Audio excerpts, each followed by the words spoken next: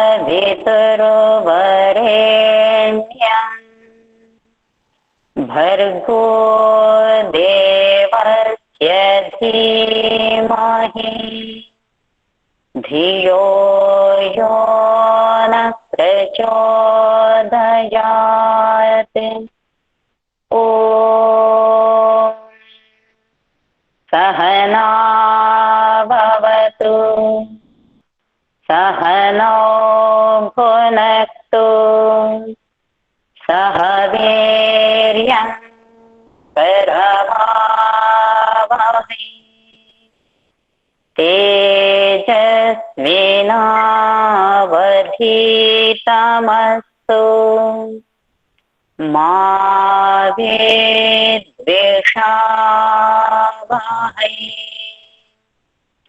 ॐ शान्ति शान्ति शान्ति। सर्वेभ्यो नमः। ఈరోజు మనము వేదాల యొక్క భూమిక గురించి తెలుసుకుందాము. వేదాలంటే ఏంటి, అసలు ఎక్కడి నుండి వచ్చాయి, ఎలా మనకు లభించాయి అనేటివి విషయాన్ని తెలుసుకుందాము.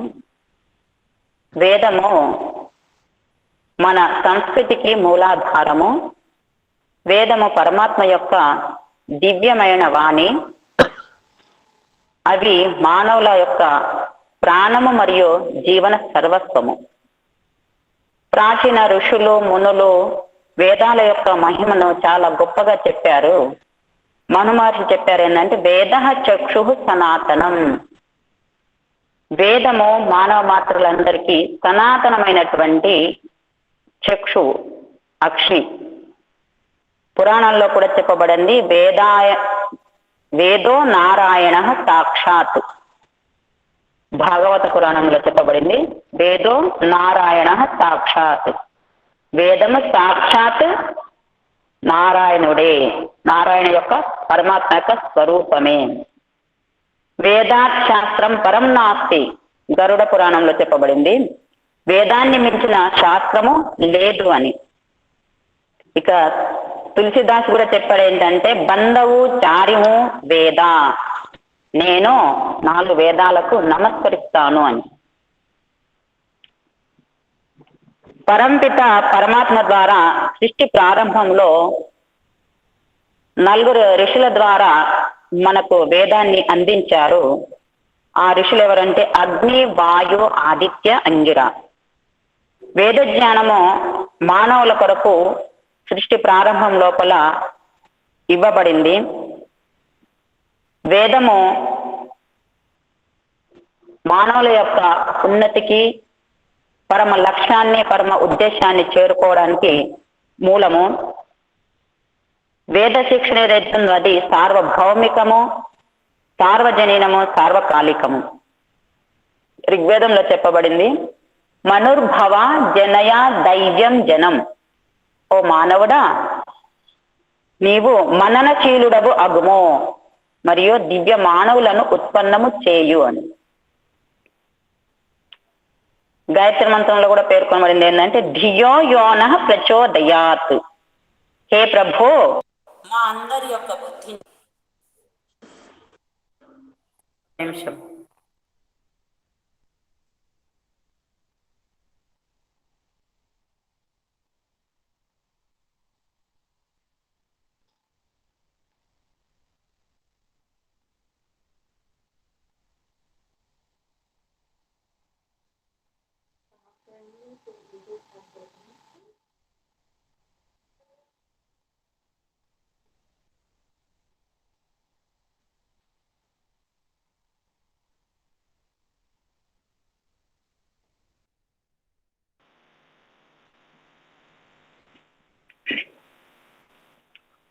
ధియో యోన ప్రచోదయాత్.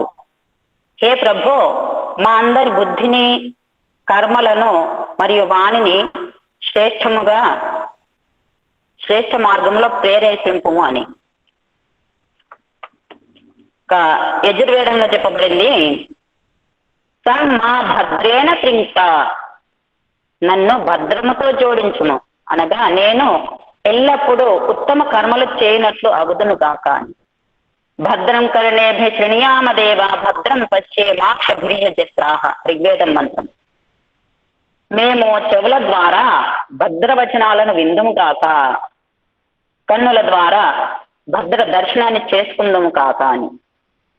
ఈ విధంగా వేదవాణి ఎంత మంచి ఉపదేశం ఇచ్చిందో చూడండి. స్వయం వేదమే ఘోషిస్తుంది ఏమని అంటే, సా ప్రథమ సంస్కృతి విశ్వవార.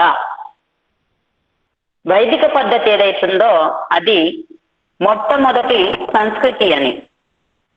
ఈ ప్రపంచానికి మొట్టమొదటి సంస్కృతి వైదిక సంస్కృతి. ఈ సంస్కృతిని కేవలము భారతీయులే కాదు, విశ్వంలో ఉన్న మానవులందరికీ కూడా వరింపదగినది, ధరింపదగినది, ధారణ చేయదగినది. పరమాత్మ తన అమృత పుత్రులకు దివ్య జ్ఞానాన్ని అందించాడు. దానిని ఏ విధంగా మీరు జీవన శైలిని మార్చుకోవాలి అంటే, మీ యొక్క జీవన ఉన్నతిని ఏ విధంగా చేసుకోవాలని తెలియజేయడం కొరకే పరమాత్మ వేదాన్ని అందించాడు.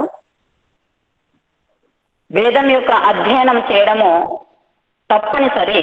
ఎందుకంటే తన యొక్క ఆత్మ యొక్క ఉన్నతి, కుటుంబం యొక్క ఉన్నతి కలగాలన్నా, విశ్వానికి శాంతి కలగాలన్నా, సమాజ నిర్మాణము బాగా జరగాలన్నా వేదం యొక్క అధ్యయనమే ముఖ్య కారణము. వేదంలో ఏమున్నది అని ఈ రోజులలో చాలా వరకు అడుగుతా ఉంటారు. వేదంలో ఏమున్నది, వేదాలు చదివితే లాభం ఏంటి అనేది. వేదంలో చాలా వరకు ఉన్నవి.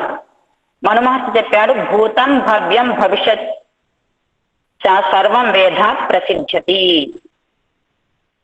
భూతం అంటే జరిగిపోయింది, భవ్యం వర్తమానంలో జరుగుతున్నది, భవిష్యత్ మరియు జరగబోయేది ఏదైతుందో అదంతా కూడా వేదంలో ప్రసిద్ధమై ఉన్నది అని చెప్పి.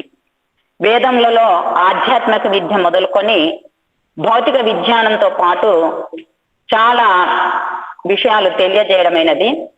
ధర్మశాస్త్రము, రాజనీతి శాస్త్రము, సమాజ శాస్త్రము, అర్థశాస్త్రము, వాస్తు విజ్ఞానము, కళా కౌశల విజ్ఞానము, వాయుయాన విజ్ఞానం అంటే విమానాలు మొదలైనటువంటి వాటిని ఏ విధంగా తయారు చేయాలనేది, జలయాన విజ్ఞానం అంటే నౌకలు మొదలైనవి, వస్త్రవయన విజ్ఞానం అనగా వస్త్రాలను ఏ విధంగా ఉత్పన్నం చేయాలి అనేది, మార్గ నిర్మాణము రోడ్లు ఏ విధంగా వేయాలి, శరీరం యొక్క ఉన్నతి ఎలా చేసుకోవాలి, ఆత్మ యొక్క ఉన్నతి ఎలా కలుగుతుంది, యోగ విజ్ఞానము, మనోవిజ్ఞానము, చికిత్సా పద్ధతి, ఔషధ విజ్ఞానము, పశు విజ్ఞానము, యజ్ఞ విజ్ఞానం, యజ్ఞాలు యజ్ఞయాగాదులు ఏ విధంగా చెయ్యాలి అనేది, మరియు కృషి విజ్ఞానం అంటే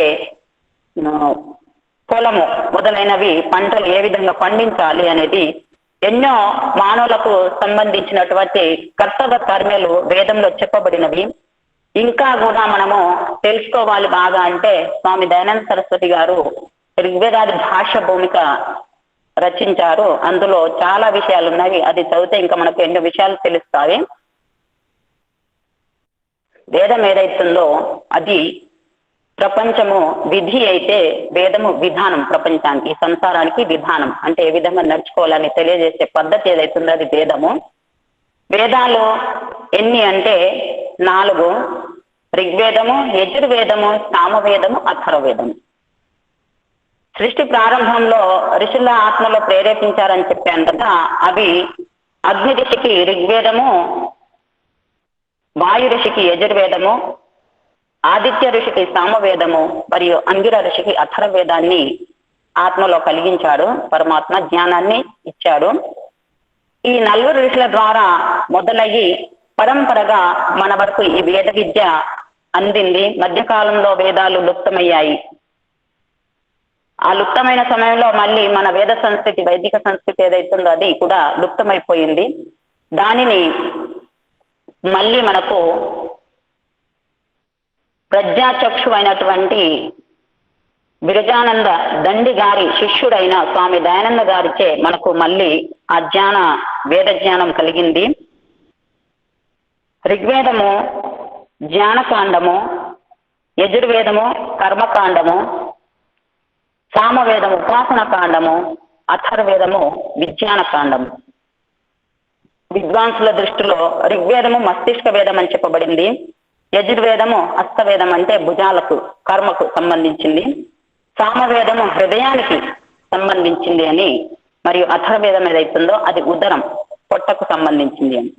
అంటే ఋగ్వేదము మస్తిష్కం ద్వారా జ్ఞానోదయం కలిగి కర్మలు చేసేటువంటి, యజుర్వేదం ద్వారా కర్మలు ఏ విధంగా చేయాలని ప్రేరేపణ, సామవేదం ద్వారా ఉపాసన, పరమాత్మ యొక్క ఉపాసన ఎలా చేయాలి, ఇతర ప్రాణులను ఏ విధంగా దయా దృష్టిలో చూడాలి అని, మరియు అథర్వేదం ఏదైతుందో అది శరీరాన్ని ఆరోగ్యంగా ఏ విధంగా ఉంచుకోవాలని చెప్పి తెలియజేయడమైంది. అందులో వేద శబ్దము ఏ విధంగా సిద్ధమైంది అంటే, వేద శబ్దానికి అర్థం ఏంటి అంటే 4 ధాతువులు ఉన్నవి.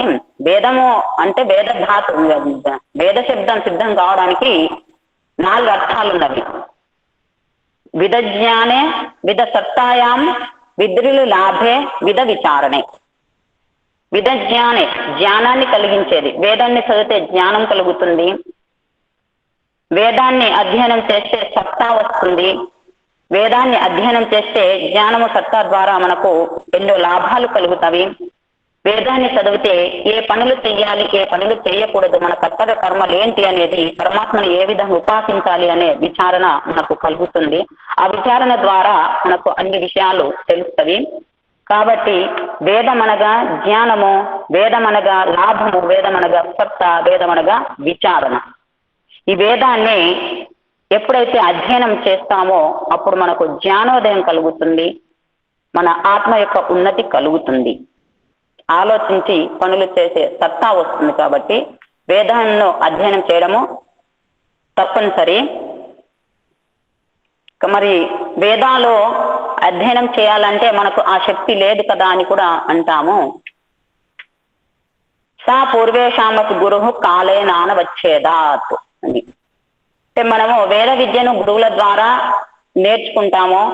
అదే విధంగా గురువులకు గురువు, గురువులకు గురువు అని చెప్తూ పోతా ఉంటే పరంపిత పరమాత్మ అందరికీ మొట్టమొదటి గురువు. ఆ గురువును మనము మన మస్తిష్కంలో లేదా మన హృదయంలో ప్రతిష్టాపన చేసుకుంటే ఆ శక్తి మనము పొందగలము. వేదాలను అర్థం చేసుకునే శక్తిని పొందగలము. లేదా అనుకూలమైనటువంటి గురువులను కూడా ఆ శక్తి ద్వారానే మనకు పరమాత్మ కలిగిస్తాడు. 4 వేదాలలో 4 వేదాలని చెప్పుకున్నాం కదా, ఋగ్యజు సామ అథర్వవేదము. ఈ 4 వేదాలలో సామవేదం ఏదైతుందో అది ఆధ్యాత్మికంగా మానవ యొక్క పరమాచరమ లక్ష్యం ఏదైతుందో దాని వైపుకు తీసుకెళ్తుంది. ఎక్కువగా అందులో ఆధ్యాత్మిక విషయాలు చెప్పబడినవి. సామవేదం యొక్క మహత్వము శ్రీకృష్ణుడు కూడా చెప్పాడు, వేదానాం సామవేదోస్మి అంటే వేదాలలో నేను సామవేదాన్ని అని. అంటే సామవేదాన్ని పూర్తిగా జీర్ణించుకొని పరమాత్మ యొక్క దర్శనాన్ని శ్రీకృష్ణుడు కలుగజేసుకున్నారు. కాబట్టి అందుకనే వేదానాం సామవేదోస్మి అని చెప్పాడు. ఒక మంత్రం కూడా ఉంది, వేదాహమేతం పురుషం మహాంతం ఆదిత్యవర్ణం తమసః పరస్తాత్ తమేవ విదిత్వా అతిమృత్యుమేతి నాణ్యః పంథా విద్యతే అయనాయ. వేదాహమేతం, వేద అహం ఏతం, ఏతం వేద నేను దీనిని తెలుసుకున్నాను, అహం ఏతం వేద నేను దీన్ని తెలుసుకున్నాను. దేన్ని? వేదాహమేతం పురుషం మహాంతం గొప్ప పురుషుడైనటువంటి గొప్పవాడైనటువంటి పరమాత్మను నేను తెలుసుకున్నాను.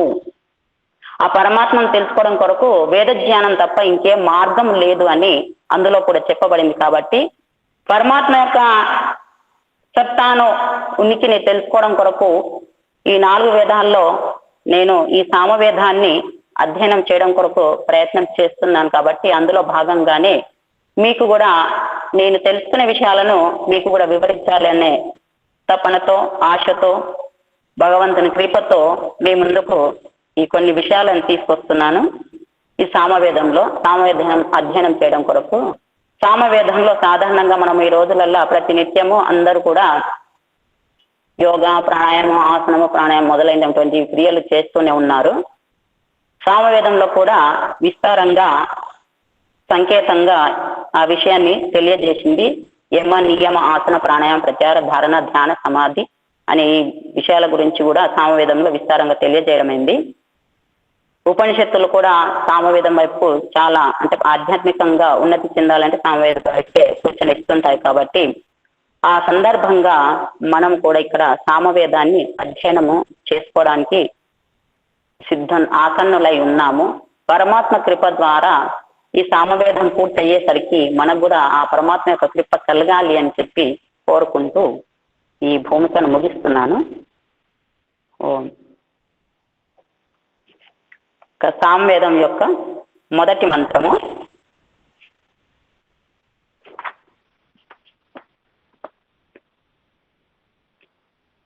సామవేద భాషంలో మీకు పేజ్ పంపే ఉంటుంది. పూర్వార్చిక ఆగ్నేయకాండం ప్రథమ అధ్యాయ ప్రథమ ప్రపాఠకస్య ప్రథమ అర్థ. ప్రథమ దశతిలో మొదటి మంత్రము. ఈ మంత్రం యొక్క ఋషి భరద్వాజ, దేవతా అగ్ని, ఛంద గాయత్రి, స్వర షడ్జ. ఈ మంత్రం యొక్క సారం ఏంటి అంటే ప్రకాశం, అంధకారాన్ని నాశనం చేసి ప్రకాశంను కోరుకోవడం లేదా ప్రకాశం వైపు వెళ్ళడం. ఓ అగ్న ఆయాహి వీతయే గృణానో వ్యదాతయే నిహోతా సచ్చిబర్హిషి. हे अग्नि, आगे ले चलने वाले प्रभु, आपका अग्नि नाम ही वेद में सबसे अधिक बार आया है. हे పరమాత్మ, ముందుకు తీసుకెళ్లేటువంటి ఓ పరంపిత పరమాత్మ, నీ యొక్క అగ్ని అనే నామం ఏదైతే ఉందో అది వేదాలలో ఎక్కువగా చెప్పబడింది. यह मानव जीवन के लक्ष्य का संकेत कर रहा है कि तुझे मोक्ष तक पहुंचना है, पहुंचेगा प्रभु की कृपा से. అగ్నిశక్తము మానవుని యొక్క జీవన లక్ష్యం ఏదైతుందో అది దాని వైపుకు సంకేతం చేస్తుంది. ఏంటంటే తుజే, హే జీవు, నీవు మోక్ష తక్ పहुंचना है, మోక్షం వరకు వెళ్ళాలి. మరి అది ఎప్పుడు జరుగుతుందంటే పరమాత్మ యొక్క కృప ద్వారానే. పहुंचेगा కబ్, పరమాత్మ యొక్క కృపాసేహి, పరమాత్మ యొక్క కృప ద్వారానే మోక్షం వైపుకు నువ్వు చేరుకోగలవు. అతః వహ ప్రార్థనా కర్తా హై, అందుకే అతడు ప్రార్థన చేస్తున్నాడు ఏంటంటే హే ప్రభు, ఓ ప్రభు, ఆప్ తమరు ఆయాహి, आइए और बीतये हमारे हृदय अंधकार का ध्वंस कर दीजिए. हे ప్రభు, తమరు రండి, మీరు వచ్చి మా యొక్క హృదయంలో ఉన్నటువంటి అంధకారం ఏదైతే ఉందో దానిని ధ్వంసము చేయండి. ఆ అంధకార ధ్వంసము మీ వలనే కలుగుతుంది, మేము దానిని దూరము చెయ్యలేము, ఆ శక్తి మాలో లేదు. కాబట్టి హే పరమాత్మ, అయ్యే తొందరగా వచ్చి మా యొక్క అంధకారాన్ని ధ్వంసం చెయ్యి, దూరం చెయ్యి. उस प्रभु के प्रकाश में वृत्र का अंधकार कहाँ? ఆ పరమాత్మ యొక్క ప్రకాశంలో వృత్రు అంటే ఇక్కడ మేఘము లేదా అంధకారం. మేఘం, వృత్రు అంటే ఇక్కడ అంధకారం, మేఘము. ఏ మేఘం ఏదైతుందో అది, ఆ మేఘం లోపల అంధకారం ఎక్కడ? ఆ పరమాత్మ యొక్క ప్రకాశంలో ఆ మేఘాలలో అంధకారం ఎలా ఉంటుంది, ఎక్కడ ఉంటుంది అని. उस ज्योति में तो काम भस्मीभूत हो जाता है. ఆ జ్యోతిలో, ఆ ప్రకాశంలో, పరమాత్మ యొక్క ప్రకాశంలో అంధకారం ఏదైతుందో కామరూపం, కామ క్రోధ లోభ మోహాలు ఏవైతున్నాయో అవన్నీ భస్మీభూతం అయిపోతవి. కాబట్టి హే పరమాత్మ, ఆగే లేచెల్లిన వాళ్ళ ముందుకు నడిపించేటువంటి పరమాత్మ, జ్ఞాన మార్గంలో తీసుకెళ్లేటువంటి పరమాత్మ, ప్రకాశ స్వరూపుడైన ఓ పరమాత్మ, నీవు మా హృదయంలో ఉన్నటువంటి అంధకారం ఏదైతే ఉందో దానిని వచ్చి శీఘ్రంగా వచ్చి ధ్వంసం చెయ్యి, దూరం చెయ్యి. గృణాతి ఆహ్వయతి భక్తాన్ కళ్యాణ వర్త్మని. గృణాతి ఆహ్వయతి, భక్తాన్ వినాతి ఆహ్వానిస్తున్నాడు, భక్తులను కళ్యాణం కొరకు శుభప్రదం కొరకు ఆహ్వానిస్తున్నాడు. ఏమని? హమే కళ్యాణ్ కే మార్గ కా ఉపదేశ దేతే హే, మాకు కళ్యాణ మార్గం యొక్క ఉపదేశాన్ని ఇస్తూ హవ్యదాతయే ప్రీణయితవ్యు ప్రీణనార్థే అపి, ప్రీణనార్థంలో వస్తుంది ధాతు ప్రీణనార్థం. ప్రీణతవ్య అంటే భక్తోంకే కర్మ బంధనోంకే ఉచ్ఛేద్కే లియే ఓవో, భక్తుల యొక్క కర్మబంధనం ఏదైతుందో దానిని ఉచ్ఛేదం చేయడం కొరకు, దూరం చేయడం కొరకు, ధ్వంసం చేయడం కొరకు వచ్చేయి. जो भक्त नहीं वे तो प्रभु का आह्वान सुनने ही क्यों लगे हैं, ఎవరైతే భక్తులు కారో పరమాత్మను ఆహ్వానించడం అనేది వినడానికి కూడా సిద్ధంగా ఉండరు. हव्य वे जीव है जो प्रभु में श्रद्धा से उसके कृपा पात्र बनते हैं. हव्య అనగా ఆ జీవులు ఎవరైతున్నారో, హవ్యులు అంటే ఎవరైతే పరమాత్మ యొక్క శ్రద్ధలో కృపాపాత్రులు అవుతారో వాళ్ళు హవ్యులు అనబడతారు. పరమాత్మ కృపాపాత్రులం కావాలి అంటే కూడా మనము పరమాత్మనే వేడుకోవాలి, పరమాత్మ సన్నిధిలోనే చేరుకోవాలి. హోత మహాన్ ఉపదేశ ప్రభో, గొప్ప ఉపదేశకుడైనటువంటి ఓ ప్రభు, బర్హిషి జిస్మే వాసన వ అజ్ఞాన్ కా అంధకార్ నష్ట హో గయా హై. బర్హిషి అంటే ఇక్కడ ఎవరి లోపలైతే వాసనలు అనగా కామక్రోధ లోభ మోహాలు ఏవైతున్నాయో అలా అవి ఆసురి ప్రవృత్తులు ఏవైతున్నాయో అవి ఎవరి లోపల నష్టమైతే అయినాయో వాళ్ళను అందులో ఉస్ హృదయాంతరిక్షమే, ఏ హృదయం లోపలైతే కామక్రోధ లోభ మోహ రూపాలైనటువంటి వాసనలు ఏవైతున్నాయో, ఏవైతే ఆ వాసనలు ఎవరి హృదయంలో అయితే ధ్వంసమైపోయాయో నష్టమైపోయాయో ఆ హృదయాంతరిక్షంలో ఆపు తమరు నీ సచ్చి నిరంతర విరాజమాన్ పోతే హే. నీ సచ్చి అంటే నిరంతరం ఎల్లప్పుడూ విరాజమానమై ఉంటారు. సర్వవ్యాపక ప్రభు కా దర్శన్ పవిత్ర హృదయమే హీ హోతా హై. సర్వవ్యాపకుడైనటువంటి పరమాత్మ యొక్క దర్శనము పవిత్రులైనటువంటి హృదయాల లోపలే, పవిత్రమైన హృదయాల లోపలనే కలుగుతుంది. కాబట్టి ముందుగా మనము మనస్సును విశాలంగా చేసుకొని, హృదయాన్ని విశాలంగా చేసుకొని, ఆ హృదయం లోపల ఉన్నటువంటి అక్షర వర్గాలు ఏవైతున్నాయో వాటిని దూరం చేసుకోవడానికి ప్రయత్నం చేసి పరమాత్మ కృపను పొంది పరమాత్మ దర్శనం చేసుకోవడానికి అంటే పరమాత్మను ప్రతిష్టాపించుకోవడం కొరకు మనము ప్రయత్నం చేయాలి. ఎప్పుడైతే మనము మనస్ఫూర్తిగా భక్తి పూర్తిగా ఏ విధంగా అయితే మనకు ఆకలి వేసినప్పుడు ఇంకొకటి ఏది అవసరం లేకుండా పూర్తిగా ఆకలి వేసిన ఆహారమే కావాలి అని ఎప్పుడైతే అనుకుంటామో, శరీరం పనిచేయనప్పుడు ఆహారం కొరకు చూస్తుంటామో, ఆహారం వేస్తేనే శరీరం పనిచేస్తుందన్న దృష్టిలో అప్పుడు ఆహారం తప్ప మనం ఇంకే వస్తువును చూడము. అదే విధంగా పరమాత్మను కూడా మనకు భక్తి మార్గంలో ఉన్నత స్థానానికి తీసుకెళ్లేటువంటి పరమాత్మను కూడా ఆ విధంగా పూర్తి భక్తి భావనతో ప్రేమపూర్వకంగా ఆహ్వానిస్తే తప్పకుండా పరమాత్మ యొక్క కృప కలుగుతుంది. అతడు మన హృదయంలో ప్రతిష్ఠుడు అవుతాడు. आपके साक्षात्कार से आपके संपर्क में आकर शक्ति संपन्न बनकर मैं इस मंत्र का ऋषि भरद्वाज अपने में शक्ति को भरने वाला बन पाऊं. आपके साक्षात्कार से నీ యొక్క సాక్షాత్కారం ద్వారా आपके संपर्क में आकर నీ యొక్క సంపర్కంలో వచ్చి శక్తి సంపన్న బన్కర్ శక్తి సంపన్నుడనయ్యి మై ఇస్ మంత్ర కా ఋషి నేను ఈ మంత్రం యొక్క ఋషి భరద్వాజుని అవుతును గాక. తన లోపల శక్తిని నింపుకున్న వాడను అవుతును గాక అని భరద్వాజ ఋషి ఎవరైనా అంటారంటే ఎవరైతే పరమాత్మ దర్శనం చేసుకొని పరమాత్మ సంపర్కంలో చేరి పరమాత్మ యొక్క శక్తి గుణాలు ఏవైతున్నాయో వాటిని ఎవరి లోపలైతే నింపుకుంటారో అతడు భరద్వాజుడు అనబడతాడు. కాబట్టి ఏ పరమాత్మ నేను కూడా భరద్వాజులను అగుదును గాక. भावार्थ हृदय में प्रभु का प्रकाश होते ही अंधकार नष्ट हो जाता है. హృదయంలో పరమాత్మ యొక్క ప్రకాశము కలగగానే పరమాత్మ యొక్క దర్శనం కలగగానే మన హృదయం లోపల పరమాత్మ యొక్క కృప కలగగానే అంధకారం ఏదైతుందో ఆసురి ప్రవృత్తి ఏదైతుందో అది నష్టమైపోతుంది.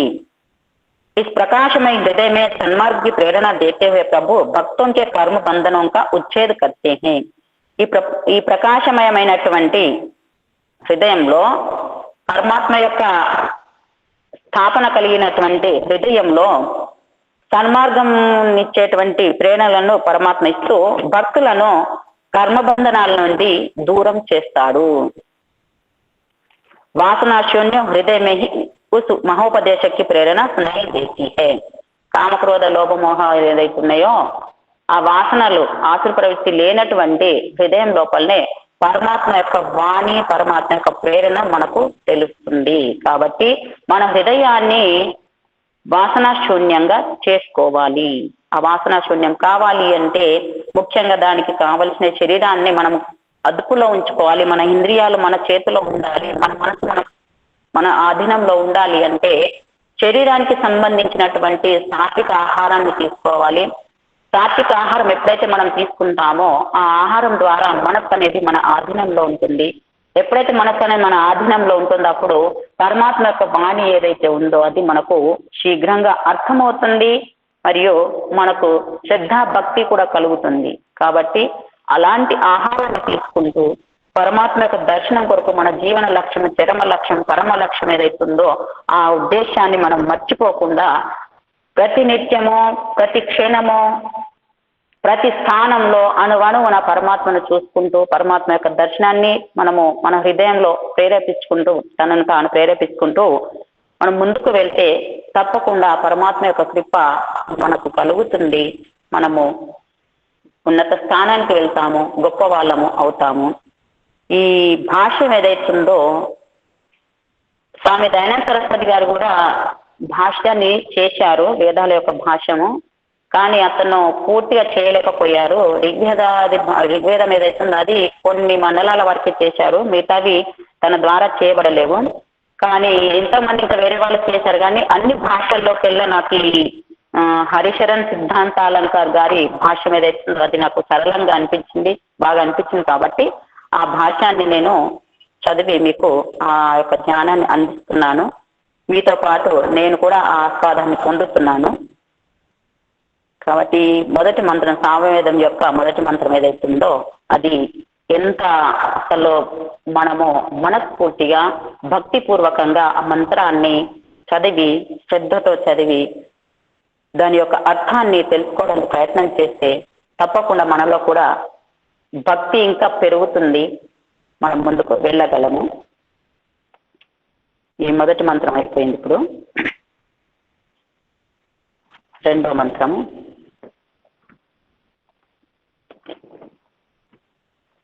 ऋषि भरद्वाज देवता अग्नि चंदा गायत्री स्वर షడ్జ।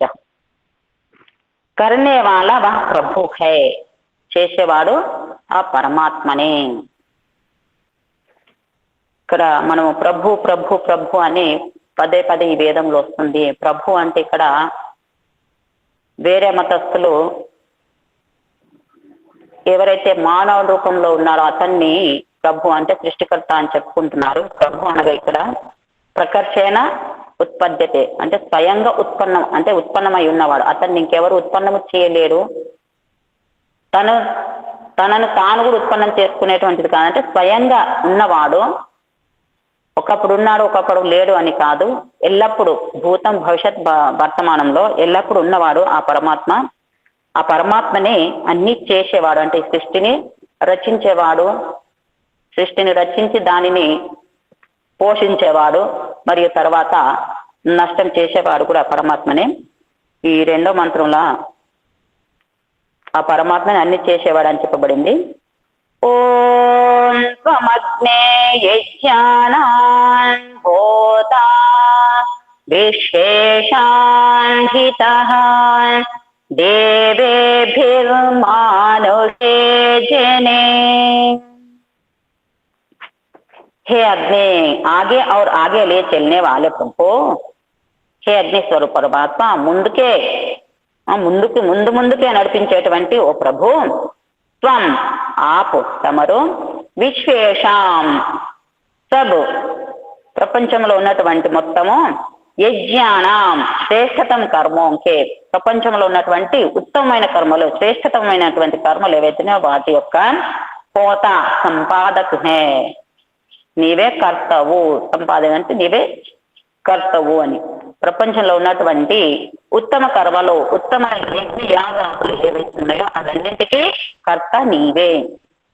जीव के द्वारा होते हुए सब शुभ कर्म उस प्रभु की दी हुई शक्ति से ही हो रहे हैं. జీవుడు యజ్ఞ యాగాదులు చేస్తున్నాడు, కానీ ఏదైతే చేస్తున్నాడో ఆ చేసే కర్మలు ఏవైతున్నాయో అది జీవుని యొక్క తన సొంత శక్తి కాకుండా పరమాత్మ ద్వారా ఇవ్వబడినటువంటి శక్తి ద్వారానే ఆ యజ్ఞ యాగాదులు, ఉత్తమ కర్మలు, శ్రేష్ఠ కర్మలు జరుగుతున్నవి. కాబట్టి వాటి కర్త ఆ ప్రభువే. जब जीव अल्पज्ञता के कारण उस शक्ति का ठीक प्रयोग नहीं करता तभी अशुभ कर्म हो जाते हैं. ఎప్పుడైతే జీవుడు అల్పజ్ఞానంతో కోర జ్ఞానం అంటారు, కొంచెం జ్ఞానంతో ఏమవుతుందంటే ఆ శక్తిని బాగా ప్రయోగించకపోతే అప్పుడు ఏమవుతుంది, అశుభ కర్మలు జరుగుతున్నది. వాటి యొక్క కర్త పరమాత్మ కాదు. ఎప్పుడైతే అశుభ కర్మలు జరుగుతున్నాయో వాటికి కారణము పరమాత్మ కాదు. और इनका उत्तरदायी जीव ही होता है. వాటికి ఉత్తరదాయిత్వము, వాటికి కారణము, వాటిని ఉత్పన్నం చేసినటువంటి కర్త జీవుడే అవుతాడు, పరమాత్మ కాదు అని. ఏవైతే శుభకర్మలు ఉన్నాయో వాటినే ఉత్పన్నం చేసేవాడు పరమాత్మ. ఆపు తమరు దేవేభి దివ్య గుణం కే ద్వారా, దివ్య గుణాల ద్వారా मानुषी जने मानवता से युक्त, मननशीलता से युक्त मनुष्य में हितः प्रतिष्ठित होते हैं. तमरो दिव्य गुणाల ద్వారా మానవతా से युक्त, మననశీలుడు, విచారశీలుడైనటువంటి మనుషులు ఎవరైతున్నారో వాళ్ళ లోపలనే ప్రతిష్ఠిత హోతే హే, ప్రతిష్ఠితం అవుతావు. ఎవరైతే విచారించి మత్వా కర్మాణి సీవ్యతి మనుష్య నిరుక్తంలో వేదవ్యాసుడు చెప్పాడు. మత్వా కర్మాణి సీవ్యతి, మత్వా మత్త విలోడ్ అనే ధాతువుతోని మత్వా శబ్దం తయారవుతుంది. మత్వా అంటే చిలికి, ఏదైతే మజ్జిగను అంటే పెరుగును చిలికి మజ్జిగ చేసి దాని ద్వారా వెన్నను తీస్తారో, వెన్న ద్వారా నెయ్యిని తయారు చేస్తారో, అదే విధంగా మనస్సు ద్వారా మానవుడు మనస్సు ద్వారా బుద్ధితో ఆలోచించి విచారించి సత్కర్మలు ఎప్పుడైతే చేస్తారో అతన్నే మానవులు అంటారు. అలాంటి మానవుల లోపలనే పరమాత్మ ప్రతిష్ఠుడవుతాడు, తిష్ట వేస్తాడు, కృపాపాత్రుడు అవుతాడు. మానవుడు తన హృదయంలో పరమాత్మను పొందినటువంటి కృపాపాత్రుడు అవుతాడు. सर्वव्यापक होते हुए भी प्रभु का निवास स्थान मानवता से युक्त मनुष्य ही है. పరంపత పరమాత్మ ఇక్కడ ఉన్నాడో అక్కడ ఉన్నాడో, లేదా ఇక్కడ లేడు అక్కడ ఉన్నాడు, అక్కడ ఉన్నాడు ఇక్కడ లేడు అనేది కాకుండా అంతటా ఉన్నటువంటి పరమాత్మ, అంతటా ఉన్న పరమాత్మ యొక్క నివాస స్థానం అంతటా ఉన్నా సరే కానీ అతని యొక్క నివాస స్థానము మానవుని హృదయములో. మానవుని శరీరాన్ని రచించాడు. తద్దూరే తద్దందుకే యజుర్వేద మంత్రం. పరమాత్మ తత్ దూరే, అతడు దూరంలో ఉన్నాడు. తత్ అంతికే, అతడు దగ్గరలో కూడా ఉన్నాడు. తదు సర్వస్యాస్య బాహ్యత, అతడు అన్నింటిలో ఉన్నాడు మరియు బయట, లోపల బయట అంతటా ఉన్నాడు ఆ పరమాత్మ. కానీ ఎప్పుడు ఎక్కడ లభిస్తాడు అంటే ఆ అంతటా ఉన్న పరమాత్మ మానవునికి బయట లభించడు, తన హృదయం లోపలనే. అందుకనే పరమాత్మ ఏం చేశాడు, స్వయంగా నన్ను దర్శనం చేసుకోండి అని చెప్పి మందిరాన్ని తయారు చేసి ఇచ్చాడు. కానీ ఆ మందిరం ఏదైతే పరమాత్మ ఇచ్చాడో ఆ మందిరంలో దొరికేటువంటి పరమాత్మను ఆ మందిరాన్ని వదిలిపెట్టేసి మనము స్వయంగా మందిరాలను తయారు చేసి మనము స్వయంగా పరమాత్మను తయారు చేసుకుంటూ నీవే పరమాత్మ అని చెప్పి కోరుకుంటూ వేడుకుంటూ ఉన్నాం. కానీ అక్కడ పరమాత్మ తయారు చేసినటువంటి మందిరం ఏదైతుందో అది ఎంత గొప్పదో, ఏ విధంగా ఉందో అది మనము ఆలోచించలేకపోతున్నాం. ఎందుకంటే మనము వేద మార్గాన్ని వదిలిపెట్టాం కాబట్టి. పరమాత్మ ఏదైతే మందిరం మనం తయారు చేసుకున్నామో, ఏదైతే పరమాత్మ యొక్క రూపం మనం తయారు చేసుకున్నామో అందులో కూడా ఉంటాడు, ఉండడు అని కాదు, అక్కడ ఉంటాడు, మన లోపల అక్కడ ఉంటాడు. కానీ మనకు లభించేది మాత్రము మనం ఎక్కడైతే ఉన్నామో అక్కడనే ఆ పరమాత్మ మనకు లభిస్తాడు. అతని యొక్క కృప అక్కడనే లభిస్తుంది. మనం ఇక్కడ ఉండి పరమాత్మ అక్కడ ఉంటే అక్కడ మనకు అతని యొక్క కృప, అతని యొక్క స్థాపన మనలో కలగదు. కాబట్టి ఆ మందిరాన్ని వదిలిపెట్టేసి పరమాత్మ ఇచ్చినటువంటి మందిరము, హృదయ మందిరం ఏదైతుందో ఆ హృదయంలో పరమాత్మ యొక్క దర్శనం చేసుకోవడానికి ప్రయత్నం చేయాలి. కాబట్టి మానవులు విచారించి ఆలోచించి పరమాత్మ తన హృదయంలోనే ఆహ్వానిస్తూ ఉంటే పరమాత్మ యొక్క దర్శనం కలుగుతుంది. సర్వవ్యాపక హోతే हुए भी ప్రభు का निवास स्थान मानवता से युक्त मनुष्य ही है. సర్వవ్యాపకుడు అయినప్పటికీ కూడా పరమాత్మ యొక్క నివాస స్థానము మానవుని యొక్క హృదయమే, మానవులో ఉన్నటువంటి హృదయంలోనే అవుతుంది. अर्थात हम अपने अंदर दिव्य गुणों की वृद्धि करके ही उस प्रभु का साक्षात्कार कर सकते हैं. అనగా మనము పరమాత్మ యొక్క దివ్య గుణాలను మనలో నింపుకున్నప్పుడే, వృద్ధి చేసుకున్నప్పుడే పరమాత్మ యొక్క సాక్షాత్కారము జరుగుతుంది. और तभी इस मंत्र के ऋषि भरद्वाज शक्ति संपन्न बन सकते हैं. అప్పుడే ఈ మంత్రం యొక్క ఋషి భరద్వాజుడు శక్తి సంపన్నుడు అవుతాడు. భావార్థం, संसार में सब उत्तम कर्म प्रभु की शक्ति से होते हैं. ఈ ప్రపంచం లోపల ఈ సంసారం అంటే మనం సాధారణంగా అడుకులో వాడుకుంటాం. సంసార గోళ బాగుండదండి. సంసారం అంటే ఇంటి వరకు ఒక కుటుంబం ఏదైతే అది సంసారమే, ప్రపంచం కూడా ఏదైతుందో అది సంసారమే. ఈ ప్రపంచంలో ఉత్తమ కర్మ ఏదైతే జరుగుతుందో అది పరమాత్మ యొక్క శక్తి ద్వారానే జరుగుతుంది. పరమాత్మ ఇవ్వబడినటువంటి శక్తి ద్వారానే ఆ ఉత్తమ కర్మ జరుగుతుంది. మనుష్యకు ఉస్కా సాక్షాత్కార దివ్య గుణం కే ధారణ కర్నేసే హోతాయి. మానవునికి పరమాత్మ యొక్క సాక్షాత్కారము, భగవంతుని యొక్క సాక్షాత్కారము అతని యొక్క దివ్య గుణాలను తనలో నింపుకున్నప్పుడు, ధరించుకున్నప్పుడే పరమాత్మ యొక్క సాక్షాత్కారం జరుగుతుంది. కాబట్టి అతని యొక్క దివ్య గుణాలు ఏవైతున్నాయో ఆ గుణాలను మనలో నింపుకోవడానికి ప్రయత్నం చేయాలి. ఆ దివ్య గుణాలు ఏంటి అంటే మన గురువుల ద్వారా తెలుసుకోవడం, లేదా స్వాధ్యాయం ఋషుల ద్వారా రచించబడినటువంటి గ్రంథాలు ఏవైతే వాటి ద్వారా, లేదా పరమాత్మ ద్వారా ఇవ్వబడినటువంటి వేద జ్ఞానం ద్వారానే మనకు అతని యొక్క దివ్య గుణాలు తెలుస్తాయి. కాబట్టి మనము మన బుద్ధిని సూక్ష్మాతి సూక్ష్మమైనటువంటి విషయాలు ఏవైతున్నాయో, పరమాత్మ సూక్ష్మాతి సూక్ష్ముడు కాబట్టే అంతటా ఉన్నాడు. సూక్ష్మాతి సూక్ష్ముడు కాకుంటే స్థూల పదార్థమైన ఉంటే ఇతర పదార్థాల్లో అతను చేరుకోలేడు. కాబట్టి పరమాత్మ సూక్ష్మాతి సూక్ష్ముడు కాబట్టి అలాంటి సూక్ష్మ వస్తువును తెలుసుకోవడం కొరకు మన బుద్ధిని కూడా సూక్ష్మంగా తయారు చేసుకోవాలి. దానికి సంబంధించినది ఒకటి ఆహారము, రెండవది యమ నియమ ఆసన ప్రాణాయామ ప్రత్యాహార ధారణ ధ్యానం ఇవి ఉన్నాయి కదా. యమ నియమ ఆసనాలు వేయడము, ప్రాణాయామం చేయడము, మరియు శారీరకంగా పరిశ్రమ చేయడము, మరియు ఇతర ప్రాణి పట్ల దయా కరుణ భావన ఎప్పుడైతే పెట్టుకుంటామో అప్పుడు మనస్సు అనేది శాంతిగా ఉండి బుద్ధి సూక్ష్మంగా తయారవుతుంది. అప్పుడు పరమాత్మను మనము దర్శనం చేసుకునే శక్తి వస్తుంది. పరమాత్మతో పాటు మనల్ని మనం కూడా తెలుసుకుంటాం. మనం ఎవరము అనేది, మనం ఏమనుకుంటున్నాం అంటే శరీరమే మనం అనుకుంటాము, ఈ ప్రపంచమే మనది అన్నట్లు అనుకొని మనము అందులో మునిగిపోతున్నాం. కాబట్టి మనం ఎవరము, ఆ పరమాత్మ ఎవరు, ఈ ప్రపంచం ఏంటి, ప్రపంచం కూడా దేంతో తయారైంది, కనబడే ప్రపంచం ఏదైతుందో దానికి కూడా ఒక కారణం ఉంటుంది. మూల కారణము సత్వ రజ సమస్య, దాన్ని ప్రకృతి అంటారు. ఆ మూడింటి యొక్క సామ్య అవస్థ ఏదైతుందో, మూడింటిని కలిపే ఏదైతే స్థితి ఉందో దాన్ని ప్రకృతి అంటారు. ఆ ప్రకృతి గురించి సాంఖ్య దర్శనంలో చెప్పబడింది. సత్వ రజ సమసాం సామ్యవస్థ ప్రకృతి మహాన్ మహతో అహంకారాత్ పంచ తన్మాత్రాన్ని ఉభయమింద్రియం అని అందులో చెప్పబడింది. అంటే ప్రకృతి ఏదైతుందో సత్వ రజ సమస్, ఈ మూడింటి యొక్క సామ్య అవస్థ సమస్థితి ఏదైతుందో అది ప్రకృతి అనబడుతుంది. దాని ద్వారా మహతత్వము అంటే మొదటి కార్యము, దాని ద్వారా మన బుద్ధి ఇంద్రియాలు ఏవైతున్నాయో అవి తయారవుతాయి. సాత్విక అహంకారం అంటే వాతత్వం తర్వాత అహంకారం ద్వారా, అహంకారం అంటే అహం అనేది సత్తా ఏదైతుందో అది ఈ మా వాడుకల్లో ఉన్నటువంటి అభిమానం అనేది కాదు. అక్కడ అహంకారం అనేది ఒకటి ఈ ప్రకృతి ద్వారా రెండో కార్యము. మాతత్వం అనేది మొదటి కార్యము, రెండో కార్యం అహంకారము. దాని ద్వారా మన ఇంద్రియాలు 11 రకాల ఇంద్రియాలు, జ్ఞానేంద్రియాలు 5, కర్మేంద్రియాలు 5, ఆంతరిక ఇంద్రియం మనస్సు, ఈ 11 ఇంద్రియాలు తయారవుతున్నాయి సాత్విక అహంకారంతో. ఇక మిగిలిన అహంకారం ఏదైతుందో దాని ద్వారా స్థూల భూతాలు ఏవైతున్నాయో వాటికి సూక్ష్మ భూతాలని ఉంటవి. రూపరస గంధ స్పర్శ శబ్ద అవి ఉత్పన్నమవుతాయి. దాని తర్వాత ఈ స్థూల భూతాల తర్వాత ఈ పశు పక్షులు మొదలైనటువంటి ప్రాణులు ఉత్పన్నమవుతాయి ప్రపంచంలో. ఆ విధంగా ఈ సూక్ష్మాతి సూక్ష్మమైనటువంటి విషయాలను తెలుసుకునే శక్తి బుద్ధి కావాలి అంటే ఆ బుద్ధిని పరమాత్మ ద్వారా మనం వేడుకొని ఈ యమ నియమాలను ఆసన ప్రాణాయామాలను పాటిస్తూ మనము ముందుకు వెళ్ళాలి. ఆ శక్తి పరమాత్మ మనకు కలిగించాలి. ఆ మార్గం నుండి తప్పకుండా మనం విడిపోకుండా ఉండడానికి పరమాత్మ యొక్క కృప ఎప్పుడు ఉండాలని చెప్పి కోరుకుంటూ ముగిస్తున్నాం. ఓం. నమస్తే మాతాజీ, ధన్యవాదాలు. మీకు కూడా.